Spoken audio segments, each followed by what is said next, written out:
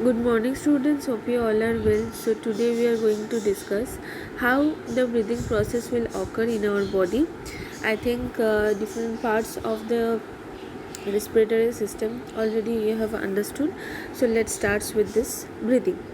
So, breathing is a process by which air is taken in our body and given out from our body with the help of nostril. So, this is called the breathing. So now you know that taking the air or taking the oxygen is known as the inhalation, and giving out the air from our nostrils or giving out carbon dioxide, it is known as exhalation. So let's start with inhalation or breathing in process.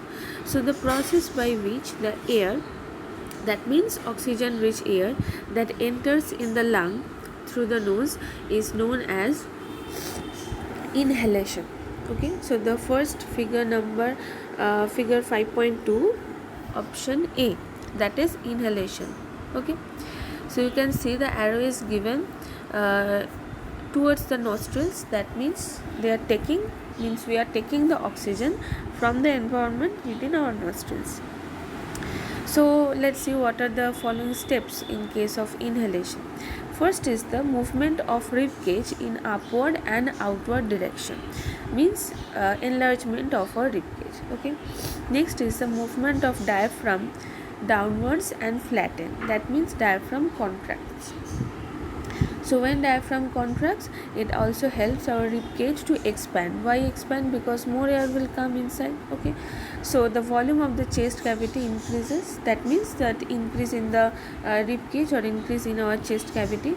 Now the lungs expand due to which there is a fall in the air pressure inside the lungs as compared to the atmosphere. That means whenever the chest cavity will increase and the lungs also increase, so what will happen? And then there is a fall in the air pressure inside the lung. That means outside air pressure is higher, so from out the air will come into the lung, means the inside. Now the atmospheric air rich in oxygen rush into the lungs through our nostrils. So you can see in this figure, chest cavity increases and the diaphragm contracts. So our chest volume of the chest cavity will increase and the air from outside it will come into our lungs. Next is the exhalation process. See figure number B, it is the exhalation process. So it is the process by which the air rich in carbon dioxide that moves out from the lungs through the nostrils is called the exhalation. Okay, so the following changes takes place during exhalation. So what are the following changes? It is just opposite to the inhalation. The rib cage moves in downward and inward, that means chest cavity will decrease. The diaphragm also reaches up to acquire the dome shaped or its same volume.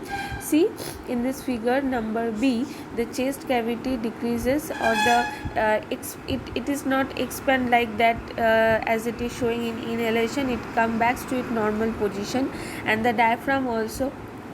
Okay, so the volume of the chest cavity will decrease and the lungs reduce in size due to just the opposite to the inhalation, due to there is rise in the air pressure inside the lung. That means air will go out from the lungs into the environment. So the air rich in carbon dioxide is forced to move out from the lungs through the nostrils. Okay, so this is the breathing process, inhalation and exhalation. Now how this exchange of gases will occur inside the alveoli? Okay, so the gaseous exchange occur in the lungs between the alveoli and the network of the blood capillaries located in the wall.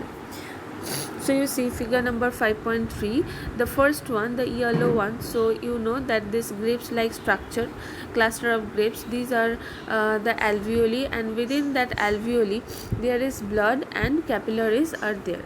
So blood is a medium of transport of oxygen and carbon dioxide. The red blood cells have an iron containing pigment, you know that is hemoglobin, which carries oxygen and carbon dioxide to which carries oxygen to different body cells, and also carry from that body cells different body cells, they also carry the carbon dioxide. Okay, so the shape of the RBC, it is biconcave in structure. So it increases the surface area for what? To accommodate hemoglobin, so that there is exchange, means efficient or huge exchange of the gases that take place. Okay, so the blood that rich in oxygen is oxygenated blood, and obviously that blood rich in carbon dioxide, it is deoxygenated blood. Okay, now the gaseous exchange happens by the process of diffusion, okay, from a higher concentration to the lower concentration. So diffusion is a process where is there in which there is the movement of the gases or any particle that will be from their higher concentration to the region of the lower concentration. Now the alveoli, whenever during inhalation, that alveoli are rich in oxygen. Okay, now the oxygen diffuses into the blood capillaries. See, here within the alveoli there is a connection of blood capillaries, right? So the oxygen diffuses into blood capillaries where its concentration is low, and simultaneously the carbon dioxide diffuses into the capillaries from the alveoli. Means from the alveoli the oxygen will goes outside, and from outside the oxygen will come into the the carbon dioxide will come into the alveoli. Okay, the oxygenated blood is carried to the left side of the heart, and from where it is pumped into all parts of the heart, and while the carbon dioxide is expelled through the nose during the exhalation, and this is a continuous cycle, right? Because our breathing is continuous. See in the figure number 5.3, the second one. So it this round structure or bulb like structure, it is the alveoli, and after that this tube like structure, that is the blood capillary. So you can see the deoxygenated blood is showing that it is blue in color, which is coming from the blood capillaries and going inside the alveoli, and after that the carbon dioxide will expel through the nose, and see the pink color or the red color, it is showing the oxygen. So you can see here that from alveoli through the capillaries the oxygenated blood is going into different parts of our body.